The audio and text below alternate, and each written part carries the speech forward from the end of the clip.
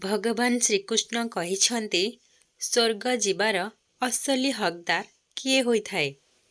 ଅର୍ଥାତ୍ କେଉଁ କର୍ମ କଲେ ସ୍ୱର୍ଗଲୋକ ଯିବାର ସିଧା ରାସ୍ତା ଖୋଲି ଯାଇଥାଏ ଏବଂ ନର୍କ କେଉଁ ଲୋକ ଯାଇଥାନ୍ତି? ସ୍ୱର୍ଗ ଯିବାର ମୂଳମନ୍ତ୍ର କ'ଣ ହୋଇଥାଏ? ଗୋଟିଏ ଦିନର କଥା ଅଟେ। ଭଗବାନ ଶ୍ରୀକୃଷ୍ଣ ଦେବୀ ସତ୍ୟଭାମା ନିଜ ମହଲର ଛାତ ଉପରେ ବସିଥିଲେ ଏବଂ ସୁନ୍ଦର ଓ ମନମୋହକ ପ୍ରାକୃତିକ ବାତାବରଣର ଆନନ୍ଦ ନେଉଥିଲେ ଏବଂ ଧରିତ୍ରୀ ଲୋକର ଭଲ ଏବଂ ଖରାପ ଜାତିର ଲୋକଙ୍କ ବିଷୟରେ ବାର୍ତ୍ତାଳାପ ହେଉଥିଲେ। କଥାବାର୍ତ୍ତା ହେଉ ହେଉ ଦେବୀ ସତ୍ୟଭାମାଙ୍କ ମନରେ ଏକ ଧ୍ୟାନ ଆସିଲା ଏବଂ ଦେବୀ ସତ୍ୟଭାମା ଭଗବାନ ଶ୍ରୀକୃଷ୍ଣଙ୍କୁ ପଚାରିଲେ, ହେ ପ୍ରଭୁ, ମୋ ଧ୍ୟାନରେ ଗୋଟିଏ ପ୍ରଶ୍ନ ଆସିଛି ଯାହାକୁ ଜାଣିବା ପାଇଁ ମୋ ମନରେ ଉଦ୍ବେଗ ସୃଷ୍ଟି ହେଉଛି। ଭଗବାନ ଶ୍ରୀକୃଷ୍ଣ କୁହନ୍ତି, ହେ ଦେବୀ, ଆପଣଙ୍କ ମନରେ କେଉଁ ପ୍ରଶ୍ନର ଧ୍ୟାନ ଆସିଛି? ଆପଣ ସଫା ସଫା କୁହନ୍ତୁ ତ। ଦେବୀ ସତ୍ୟଭାମା କୁହନ୍ତି, ପ୍ରଭୁ, ସ୍ୱର୍ଗ ଯିବାର ପ୍ରକୃତ ହକଦାର କିଏ ହୋଇଥାଏ ଏବଂ ନର୍କକୁ କିଏ ଯାଇଥାଏ ଏବଂ ସ୍ୱର୍ଗ ପ୍ରାପ୍ତ କରିବା ପାଇଁ କ'ଣ କରିବା ଦରକାର? ଭଗବାନ ଶ୍ରୀକୃଷ୍ଣ କୁହନ୍ତି, ହେ ଦେବୀ, ଆପଣ ବହୁ ସୁନ୍ଦର କଥା ପଚାରିଛନ୍ତି। ଆପଣଙ୍କର ଏହି ପ୍ରଶ୍ନର ଉତ୍ତରରେ ଏ ସମସ୍ତ ସଂସାରର କଲ୍ୟାଣ ଲୁଚି ରହିଛି। ଏହି ପ୍ରଶ୍ନର ଉତ୍ତରରେ ସମସ୍ତ ସଂସାରର ମନୁଷ୍ୟ ଜାତିର ସବୁ ପାପ ଏବଂ ସବୁ ଦୁଃଖ ସମାପ୍ତ ହୋଇଯିବ ଏବଂ ଏ ସଂସାରର ସବୁ ମନୁଷ୍ୟ ଜାତି ପାପ ଏବଂ ପୁଣ୍ୟ, ସ୍ୱର୍ଗ ଏବଂ ନର୍କକୁ ଭଲ ଭାବରେ ବୁଝିପାରିବେ। ସେଥିପାଇଁ ହେ ଦେବୀ ସତ୍ୟଭାମା, ଏହି କାହାଣୀଟିକୁ ଧ୍ୟାନର ସହ ମନ ଦେଇ ନିଶ୍ଚୟ ଶୁଣନ୍ତୁ। ଯେଉଁ ମନୁଷ୍ୟ ଏହି କାହାଣୀଟିକୁ ମନ ଧ୍ୟାନ ଦେଇ ଶୁଣିବ, ସେ ମନୁଷ୍ୟକୁ ସ୍ୱର୍ଗଲୋକ ପ୍ରାପ୍ତି ହେବ ଏବଂ ସେହି ଲୋକଙ୍କ ଜୀବନରୁ ସମସ୍ତ ପାପ ଏବଂ ସମସ୍ତ ଦୁଃଖ ଦୂର ହେବ ଏବଂ ସେହି ଲୋକଙ୍କ ସହିତ ଭଗବାନ ସଦାସର୍ବଦା ରହିଥାନ୍ତି। ତେବେ ଦେବୀ ସତ୍ୟଭାମା କୁହନ୍ତି, ହେ ସ୍ୱାମୀ, ମୁଁ ଏହି କାହାଣୀଟିକୁ ମନ ଧ୍ୟାନ ଦେଇ ନିଶ୍ଚୟ ଶୁଣିବି। କୃପା କରି ଆପଣ ଏହି କାହାଣୀଟିକୁ ଶୁଣାଇବା ଆରମ୍ଭ କରନ୍ତୁ। ଭଗବାନ ଶ୍ରୀକୃଷ୍ଣ କୁହନ୍ତି, ହେ ଦେବୀ, ଏ ସଂସାରର ଲୋକଙ୍କୁ ଲାଗିଥାଏ ଯେ ଯିଏ ପୁଣ୍ୟ କରିଥାଏ ତାକୁ ସ୍ୱର୍ଗଲୋକ ମିଳିଥାଏ ଏବଂ ଯିଏ ପାପକର୍ମ କରିଥାଏ ତାକୁ ନର୍କଲୋକ ମିଳିଥାଏ। ପରନ୍ତୁ ଏପରି କିଛି ବି ନୁହେଁ। ସ୍ୱର୍ଗ ଯିବାର ପ୍ରକୃତ ହକଦାର କିଏ ହୋଇଥାଏ ଏବଂ ନର୍କ କିଏ ଯାଇଥାଏ? ସ୍ୱର୍ଗଲୋକ ପ୍ରାପ୍ତ କରିବାର ମୂଳମନ୍ତ୍ର କ'ଣ ହୋଇଥାଏ ଏବଂ ତାହା କେଉଁ କର୍ମ ହୋଇଥାଏ ଯାହା କରିବା ଦ୍ୱାରା ମନୁଷ୍ୟ ଜାତିର ସବୁ ପାପ ଏବଂ ସବୁ ଦୁଃଖ ସମାପ୍ତ ହୋଇଯାଇଥାଏ ଏବଂ ମନୁଷ୍ୟ ଜୀବନକୁ ସୁଖ ଶାନ୍ତି ଆସିଯାଇଥାଏ? ଭଗବାନ ଶ୍ରୀକୃଷ୍ଣ କୁହନ୍ତି, ହେ ଦେବୀ ସତ୍ୟଭାମା, ଗୋଟିଏ ସମୟର କଥା ଅଟେ। ପୃଥିବୀ ଲୋକରେ ଏକା ସମୟରେ 4 ଜଣ ମନୁଷ୍ୟଙ୍କର ମୃତ୍ୟୁ ହୋଇଥିଲା। ସେ 4 ଜଣ ଲୋକଙ୍କର ଜ୍ଞାନ ଭିନ୍ନ ଭିନ୍ନ ଧରଣର ଥିଲା ଏବଂ ସେହି 4 ଜଣ ଲୋକ ଅଲଗା ଅଲଗା ଦେଶର ମଧ୍ୟ ଥିଲେ। କିନ୍ତୁ ସେମାନଙ୍କର ଏପରି ସମୟ ଆସିଲା କି ସେହି 4 ଜଣ ଲୋକ ଗୋଟିଏ ସ୍ଥାନରେ ଏକା ସାଥିରେ ମୃତ୍ୟୁବରଣ କରିଥିଲେ। ସେହି 4 ଲୋକଙ୍କୁ ନେବା ପାଇଁ ଯମରାଜାଙ୍କର ଦୂତ ଆସିଗଲା ଏବଂ ସେ 4 ଲୋକଙ୍କର ପ୍ରାଣକୁ ସେହି ଦୂତମାନେ ବାୟୁ ମାର୍ଗରେ ଧର୍ମରାଜ ଯମରାଜଙ୍କ ସଭା ଯମଲୋକଙ୍କୁ ନେଇଯାଇଥିଲେ। ସେହି 4 ମୃତ୍ୟୁ ଲୋକଙ୍କ ମଧ୍ୟରୁ ଜଣେ ଗୋଟିଏ ରାଜ୍ୟର ରାଜା ଥିଲେ, ଦ୍ୱିତୀୟ ଜଣ ଗୋଟିଏ ବ୍ୟାପାରୀ ଧନବାନ ଥିଲେ, ତୃତୀୟ ଜଣ ଭଗବାନଙ୍କର ପୂଜାରୀ ଏକ ବ୍ରାହ୍ମଣ ଥିଲେ ଓ ଚତୁର୍ଥ ଜଣ ଦୈନିକ ଖଟୁଥିବା ଜଣେ ଗରିବ ମଜୁରିଆ ଥିଲେ ଏବଂ ଦୈନିକ ମଜୁରୀ କରି ନିଜ ପରିବାରର ଭରଣ ପୋଷଣ କରୁଥିଲା। ଅଳ୍ପ ସମୟ ପରେ ଯମରାଜାଙ୍କର ଦୂତ ସେହି 4 ବ୍ୟକ୍ତିଙ୍କୁ ନେଇ ଯମପୁରର ସଭାରେ ପହଞ୍ଚି ସେମାନଙ୍କୁ ଯମରାଜାଙ୍କ ସମ୍ମୁଖରେ ଠିଆ କରାଇଲେ। ସେହି 4 ମୃତ ବ୍ୟକ୍ତି ପରସ୍ପର ସହ କଥାବାର୍ତ୍ତା ହେଉଥିଲେ। ସବୁଠାରୁ ପ୍ରଥମେ ସେ ରାଜା କହୁଥିଲେ, ମୁଁ ଅଧିକ ପୁଣ୍ୟକର୍ମ କରିଛି पुणी द्वितीय व्यापारी धनवान कुहे जे ମୁଁ ତୁମଠୁ ବି ଅଧିକ ପୁଣ୍ୟ କରିଛି। ତୃତୀୟ ପୂଜାରୀ କୁହନ୍ତି ପୁଣ୍ୟ ସହିତ ମୁଁ ଭଗବାନଙ୍କର ପୂଜା ମଧ୍ୟ କରୁଥିଲି। ଏଥିପାଇଁ ମୃତ୍ୟୁର ଦେବତା ଯମରାଜ ମୋତେ ସ୍ୱର୍ଗଲୋକକୁ ନିହାତି ଭାବରେ ପଠାଇବେ। ଯମରାଜ ସେହି ସମୟରେ ସିଂହାସନରେ ଉପସ୍ଥିତ ନଥିଲେ। ସେତେବେଳେ ସେହି ଚାରିଜଣ ନିଜ ନିଜ ଭିତରେ କଥାବାର୍ତ୍ତା ହେଉଥିଲେ କି ଆମ ଭିତରୁ ସ୍ୱର୍ଗଲୋକ କିଏ ଯିବ? ସ୍ୱର୍ଗଲୋକ ଯିବାର ପ୍ରକୃତ ହକଦାର କିଏ? ଯମରାଜ କାହାକୁ ସ୍ୱର୍ଗଲୋକ ପଠାଇବେ? ବାସ୍ ଏହି କଥା ସମସ୍ତଙ୍କ ମନରେ ଚାଲିଥାଏ। ସେହି ଚାରି ମୃତ ବ୍ୟକ୍ତିଙ୍କ ମଧ୍ୟରୁ ଯିଏ ରାଜା ଥିଲେ ସେ କହୁଥିଲେ ମୋତେ ହିଁ ଧର୍ମରାଜ ସ୍ୱର୍ଗକୁ ପଠାଇବେ, କାହିଁକି ନା ମୁଁ ମୋ ଜୀବନରେ କେବଳ ପୁଣ୍ୟକର୍ମ କରିଛି। ମୁଁ ମୋ ରାଜ୍ୟର ପ୍ରଜାମାନଙ୍କୁ ସୁଖୀ ଓ ଖୁସିରେ ରଖିଛି। ଯିଏ ବି ମୋ ଘରକୁ ଆସିଛି ମୁଁ ତାକୁ ଖାଲି ହାତରେ ଯିବାକୁ ଦେଇନାହିଁ। ମୁଁ ଲୋକମାନଙ୍କୁ ଏତେ ସାରା ଧନ ଦାନରେ ଦେଇଛି ଯେ ଲୋକମାନେ ମୋତେ ଆଦୌ ଭୁଲି ପାରିବେ ନାହିଁ। ମୁଁ ଲୋକମାନଙ୍କୁ ଦାନରେ ଧନ, ଖାଦ୍ୟଶସ୍ୟ, ରହିବା ପାଇଁ କୁଡ଼ିଆ ମଧ୍ୟ ଦେଇଛି। ଚାରିଆଡ଼େ ଲୋକମାନେ ମୋ ଦଶାର ଗୁଣଗାନ କରନ୍ତି। ସେଥିପାଇଁ ମୋ ପୁଣ୍ୟକର୍ମ ଦେଖି ଧର୍ମରାଜ ମୋତେ ନିହାତି ଭାବରେ ସ୍ୱର୍ଗଲୋକ ପଠାଇବେ। ରାଜାଙ୍କ ପରେ ପୁଣି ସେହି ଧନୀ ବ୍ୟାପାରୀ କହିଲା ମୁଁ ଏ ସଂସାରରୁ ବହୁତ ଧନ ରୋଜଗାର କରିଛି। ମୁଁ ମଧ୍ୟ ନିଜ ଧନରେ ବହୁତ ଦିନ ଦୁଃଖୀଙ୍କୁ ସାହାଯ୍ୟ କରିଛି। ମୁଁ ମୋ ରୋଜଗାରର ଏକ ଭାଗ ଗରିବ ଲୋକମାନଙ୍କୁ ସାହାଯ୍ୟ ଓ ସହାୟତାରେ ଖର୍ଚ୍ଚ କରିଛି। ମୋର ଏହି ଭଲ କର୍ମ ଦେଖି ଯମରାଜ ମୋତେ ନିହାତି ଭାବରେ ସ୍ୱର୍ଗଲୋକ ପଠାଇବେ। ତାପରେ ସେ ପୂଜାରୀ କୁହନ୍ତି ଭାଇ, ଫାଲତୁ କଥା କହିବା ବନ୍ଦ କର ସମସ୍ତେ। ସ୍ୱର୍ଗ ଯିବାର କୌଣସି ଛୋଟ ମୋଟ କି ହସ ଖେଳର କଥା ନୁହେଁ। ଧନ ସମ୍ପତ୍ତି ଦାନ କରିବା ସହିତ ସ୍ୱର୍ଗଲୋକକୁ ଯିବା ପାଇଁ ଭଗବାନଙ୍କର ପୂଜାପାଠ କରିବା ମଧ୍ୟ ବହୁ ଜରୁରୀ ଅଟେ। ମୁଁ ତ ପିଲାଦିନୁ ଆଜି ପର୍ଯ୍ୟନ୍ତ ଭଗବାନଙ୍କୁ ପୂଜାପାଠ କରି ଆସିଛି। ମୋର ତ ସାରା ଜୀବନ ଭଗବାନଙ୍କ ପୂଜାରେ କଟିଯାଇଛି। ମୋର ପୁରା ଜୀବନ ଭଗବାନଙ୍କ ପୂଜା ପାଠ ଓ ପ୍ରାର୍ଥନାରେ କଟିଯାଇଛି। ମୁଁ ପୁଣ୍ୟକର୍ମ କାରଣରୁ ଧର୍ମରାଜ ମୋତେ ହିଁ ସ୍ୱର୍ଗଲୋକକୁ ପଠାଇବେ। ମୋତେ ଭଲ ଭାବରେ ପ୍ରଥମରୁ ଜଣାଅଛି। ଏହାପରେ ପୁଣି ସେହି ତିନିଜଣ ନିଜ କଥା ସବୁ କହିଗଲେ। କିନ୍ତୁ ଚତୁର୍ଥ ବ୍ୟକ୍ତି ସେ ଗରିବ ମଜୁରିଆକୁ କୁହନ୍ତି ଏ ଗରିବଠୁ ବୁଝିନେବା ସେ କ'ଣ କହୁଛି। ସେ ତା ଜୀବନରେ କୌଣସି ପୁଣ୍ୟକର୍ମ କରିଛି ନା ନାହିଁ, ନା ତାର ପୁରା ଜୀବନ ଏମିତି ଖଟି ଖଟି ଅନ୍ୟର ଅଧୀନରେ କଟିଯାଇଛି। ସେ ଗରିବ ମଜୁରିଆ ମୁଣ୍ଡ ନୁଆଇଁ ସେ ତିନିଜଣ ବ୍ୟକ୍ତିଙ୍କର ସବୁ କଥା କେବଳ ଶୁଣି ଚାଲିଥାଏ ଏବଂ ସେ ତିନିଜଣ କେବଳ ନିଜର ପ୍ରଶଂସା କରିବାକୁ ଲାଗିଥାନ୍ତି। ସେହି ସମୟରେ ଧର୍ମରାଜ ନିଜ ମନ୍ତ୍ରୀ ଚିତ୍ରଗୁପ୍ତ ସହିତ ସଭାରେ ଉପସ୍ଥିତ ହେଲେ। ଚିତ୍ରଗୁପ୍ତ ହାତରେ ଗୋଟିଏ ମୋଟା ପୁସ୍ତକ ଥିଲା। ସେହି ପୁସ୍ତକରେ ମୃତ୍ୟୁଲୋକର ସମସ୍ତ 84 ଯୋନିଙ୍କର କର୍ମ ବିଷୟରେ ଲେଖାଜୋଖା ଲିପିବଦ୍ଧ ଭାବରେ ଥିଲା। ପୁଣି ଧର୍ମରାଜ ନିଜ ସିଂହାସନରେ ବସିଗଲେ ଏବଂ ଚିତ୍ରଗୁପ୍ତ ସବୁଠାରୁ ପ୍ରଥମେ ସେହି ଚାରିଜଣ ମୃତ ବ୍ୟକ୍ତିଙ୍କ ମଧ୍ୟରୁ ପ୍ରଥମେ ରାଜାଙ୍କୁ ନିଜ ପାଖକୁ ଡାକି କହିଲେ ତୁମେ ପୃଥିବୀଲୋକର ସବୁଠାରୁ ବଡ଼ ରାଜା ଥିଲ।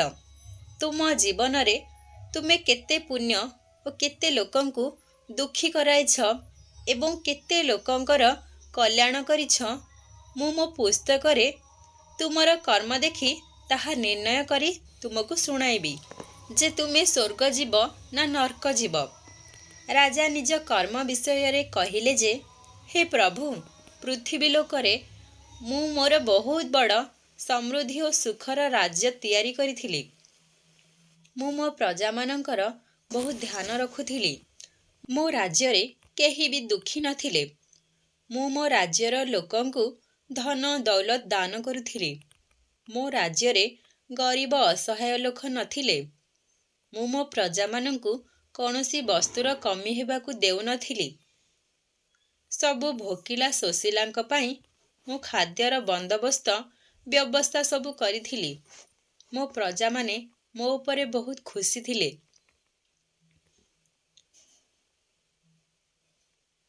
ମୁଁ ସବୁବେଳେ ମୋ ପ୍ରଜାମାନଙ୍କୁ ଖୁସି ରଖିବା ପାଇଁ ଯେତିକି ପ୍ରୟାସ କରିବା କଥା କରୁଥିଲି। ହେ ପ୍ରଭୁ, ଏହା ହେଉଛି ମୋର ପୁଣ୍ୟକର୍ମ। ତାପରେ ଚିତ୍ରଗୁପ୍ତ ନିଜ ପୁସ୍ତକ ଦେଖି କହିଲେ, ତୁମେ ସତ୍ୟ କହୁଛ। ତୁମେ ତୁମ ପ୍ରଜାମାନଙ୍କୁ ଖୁସି ରଖିଛ, କିନ୍ତୁ ତୁମେ ବହୁତ ବଡ଼ ପାପ କରିଛ। ତୁମେ ନିଜ ରାଜ୍ୟକୁ ବଡ଼ କରିବା ପାଇଁ ଅନେକ ଲଢ଼େଇ ଯୁଦ୍ଧ କରିଛ ଏବଂ ସେହି ଲଢ଼େଇରେ ଅନେକ ସୈନିକ ମୃତ୍ୟୁବରଣ କରିଛନ୍ତି, ଯାହାର ମୃତ୍ୟୁର ପାପ ତୁମ ଉପରେ ଲାଗିଛି। ଯେତେ ବି ସୈନିକଙ୍କର ମୃତ୍ୟୁ ହୋଇଛି, ସେ ସମସ୍ତଙ୍କର ଘର ଆପଣ ଉଜାଡ଼ି ଦେଇଛନ୍ତି। ତାଙ୍କର ଛୋଟ ଛୋଟ ପିଲା ଅନାଥ ହୋଇଗଲେ ଆପଣଙ୍କ କାରଣରୁ। ତାଙ୍କର ପତ୍ନୀ ବିଧବା ହୋଇଗଲେ।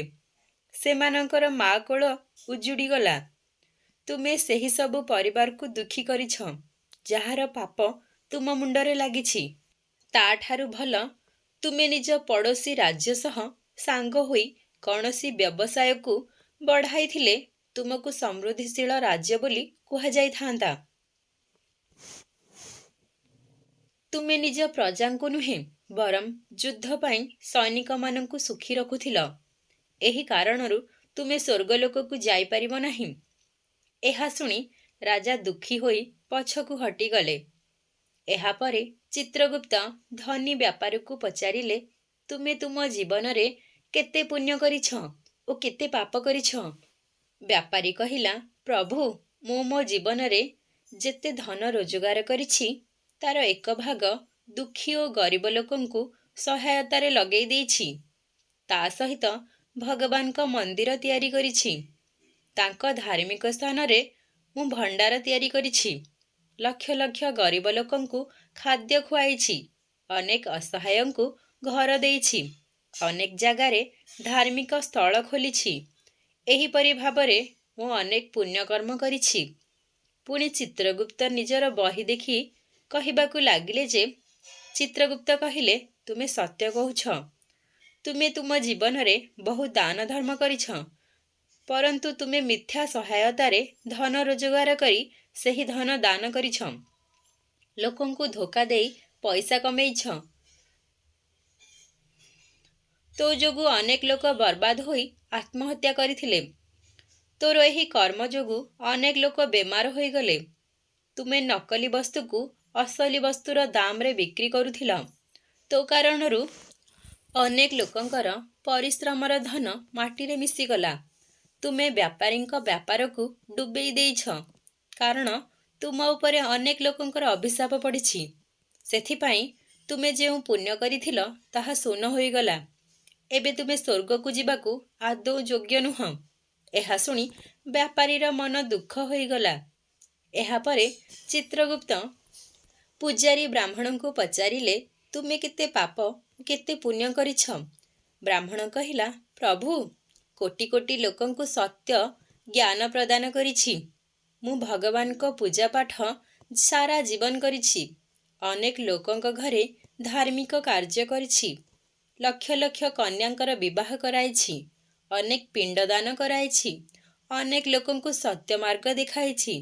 ବଡ଼ ବଡ଼ ଯଜ୍ଞ କରାଇଛି। ଏହା ମୋର ପୁଣ୍ୟକର୍ମ ଅଟେ। ତାପରେ ଚିତ୍ରଗୁପ୍ତ ନିଜର କର୍ମ ବହି ଦେଖି କହିଲେ, ତୁମେ ସତ୍ୟ କହୁଛ, କିନ୍ତୁ ତୁମେ ଧନ ଲୋଭୀ ଥିଲ। ନିଃସ୍ୱାର୍ଥ ଭାବରେ ତୁମେ କୌଣସି ପୂଜାପାଠ କରାଇ ନାହଁ। ଲକ୍ଷାଧିକ ଲୋକଙ୍କୁ ଜ୍ଞାନ ଦେଇଛ, କିନ୍ତୁ ତୁମେ କେବେ ଜ୍ଞାନ ଅମଳ କରିନାହଁ। ତେଣୁ ତୁମେ ସ୍ୱର୍ଗଲୋକ ଯାଇପାରିବ ନାହିଁ।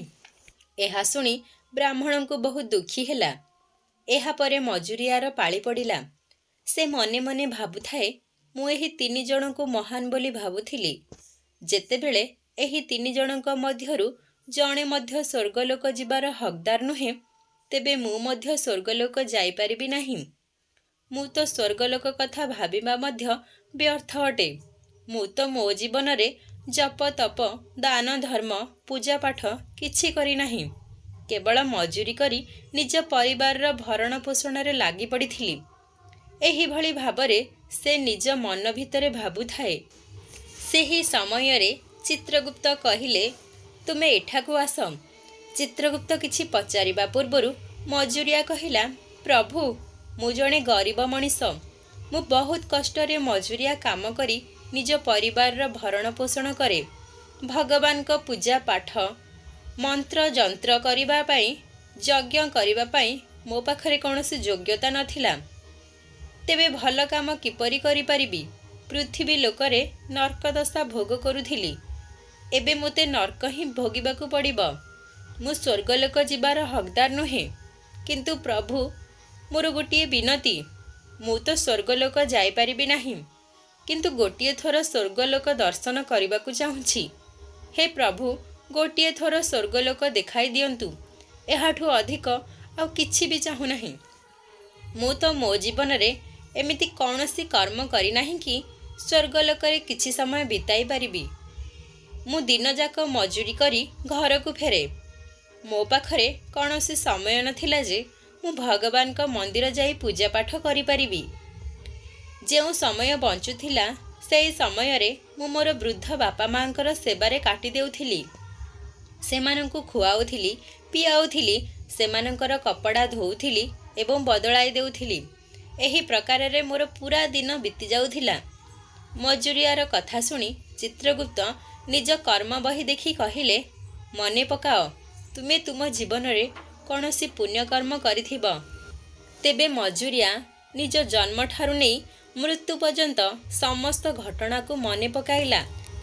ତା ମନରେ ଗୋଟିଏ ଦିନ ତାକୁ ବହୁତ ଭୋକ ଲାଗୁଥିଲା। ତା ପାଖରେ ଗୋଟିଏ ରୁଟି ଥିଲା। ରୁଟି ଖାଇବା ପାଇଁ ସେ ଯେତେବେଳେ ବସୁଥାଏ, ସେଠାକୁ ଗୋଟିଏ ଦୁର୍ବଳ ଓ ଭୋକିଲା କୁକୁର ଆସିଗଲା ଏବଂ ସେଠାରେ ବସି ମଜୁରିଆର ରୁଟିକୁ ଚାହିଁ ରହିଥାଏ। ସେ ଗରିବ ମଜୁରିଆ ବୁଝିପାରିଥିଲା ଯେ ସେ କୁକୁରକୁ ଏହି ରୁଟିଟି ଦରକାର। ତେଣୁ ସେ ରୁଟିକୁ ସେ କୁକୁରକୁ ଦେଇଦେଲା ଏବଂ ତାକୁ ସାରା ଦିନ ଭୋକିଲା ରହି କାମ କରିବାକୁ ପଡ଼ିଥିଲା। ମଜୁରିଆର ଏହି କଥା ଶୁଣି ଚିତ୍ରଗୁପ୍ତ ହସିବାକୁ ଲାଗିଲେ ଓ ସେ ମଜୁରିଆକୁ ସମ୍ମାନର ସହିତ ସ୍ୱର୍ଗଲୋକ ନେଇଗଲେ ଏବଂ କହିଲେ, ହେ ମନୁଷ୍ୟ, ତୁମେ ସତରେ ସ୍ୱର୍ଗଲୋକ ଯିବାର ହକଦାର ଅଟ। ଚିତ୍ରଗୁପ୍ତ କହିଲେ, ଯେଉଁ ମନୁଷ୍ୟ ଜୀବଜନ୍ତୁଙ୍କ ଉପରେ ଦୟା କରିଥାଏ, ସେହି କର୍ମ ହିଁ ବହୁତ ବଡ଼ ପୁଣ୍ୟ ଅଟେ। ତୁମେ ଏହି କର୍ମ କରି ପୁଣ୍ୟ ଅର୍ଜନ କରିଛ। ଯେଉଁ ମନୁଷ୍ୟ ଧନ ଲୋଭ ଓ ସ୍ୱାର୍ଥର ବଶବର୍ତ୍ତୀ ହୋଇ କର୍ମ କରିଥାଏ, ସେହି କର୍ମ ପାପରେ ପରିଣତ ହୋଇଯାଇଥାଏ। ନିଃସ୍ୱାର୍ଥ ଭାବରେ ଯେଉଁ କର୍ମ କରାଯାଇଥାଏ, ସେ କର୍ମର ଫଳ ହଜାର ପାପକୁ ଶେଷ କରିଦେଇଥାଏ। ଏମିତି ନୁହେଁ ଯେ ଅନ୍ୟର ଧନକୁ ଝଡ଼େଇ ଆଣି ଆମେ ତାକୁ କୌଣସି ଭଲ କର୍ମରେ ଲଗାଇଲେ ଏହାକୁ ପୁଣ୍ୟ ନୁହେଁ, ପାପ କହିବା। ସ୍ୱର୍ଗଲୋକ ସେହି ମନୁଷ୍ୟ ପ୍ରାପ୍ତ କରିଥାନ୍ତି ଯିଏ ନିଃସ୍ୱାର୍ଥ ଭାବରେ ପକ୍ଷୀ ଓ ଜୀବଜନ୍ତୁଙ୍କର ସେବା କରିଥାଏ। ସେହି ମନୁଷ୍ୟ ତା ଜୀବନରେ କୌଣସି ଦାନ ଧର୍ମ ନ କରିଥାଉ, ଯଦି ସେ ନିଃସ୍ୱାର୍ଥ ଭାବ ରଖି କର୍ମ କରିଥାଏ, ତେବେ ସେ ମନୁଷ୍ୟ ମୁକ୍ତି ପାଇଯାଇଥାଏ। ଏହି ପ୍ରକାରର ପ୍ରଭୁ ଶ୍ରୀକୃଷ୍ଣ ଦେବୀ ସତ୍ୟଭାମାଙ୍କୁ ସ୍ୱର୍ଗଲୋକ ପ୍ରାପ୍ତ କରିବାର ମୂଳମନ୍ତ୍ର ବିଷୟରେ ଭଲ ଭାବରେ ବୁଝାଇ ଦେଇଥିଲେ। ଦର୍ଶକ ବନ୍ଧୁ, ଭିଡ଼ିଓଟିକୁ ଏହିଠାରେ ଶେଷ କରୁଛି। ଯଦି ଆପଣ ସମସ୍ତଙ୍କୁ ଏହି ଭିଡ଼ିଓଟି ଭଲ ଲାଗିଛି, ତେବେ ଦୟାକରି ମୋ ଚ୍ୟାନେଲ ମାନି ଭଏସ୍କୁ ସବସ୍କ୍ରାଇବ୍ କରି ଭିଡ଼ିଓକୁ ଗୋଟେ ଲାଇକ୍ ନିହାତି କରନ୍ତୁ। ସାଙ୍ଗସାଥୀ ଓ ବନ୍ଧୁବାନ୍ଧବମାନଙ୍କ ପାଖକୁ ଅଧିକରୁ ଅଧିକ ସେୟାର କରନ୍ତୁ। କମେଣ୍ଟ ବକ୍ସରେ ଜୟ ଶ୍ରୀକୃଷ୍ଣ ଲେଖିବାକୁ ଆଦୌ ଭୁଲନ୍ତୁ ନାହିଁ। ଆପଣମାନଙ୍କର ଏହି ଗୋଟିଏ ସବସ୍କ୍ରାଇବ୍ ଓ ଲାଇକ୍ ମୋତେ ଆଗକୁ ବଢ଼ିବାକୁ ବହୁତ ପ୍ରେରଣା ଦେଇଥାଏ।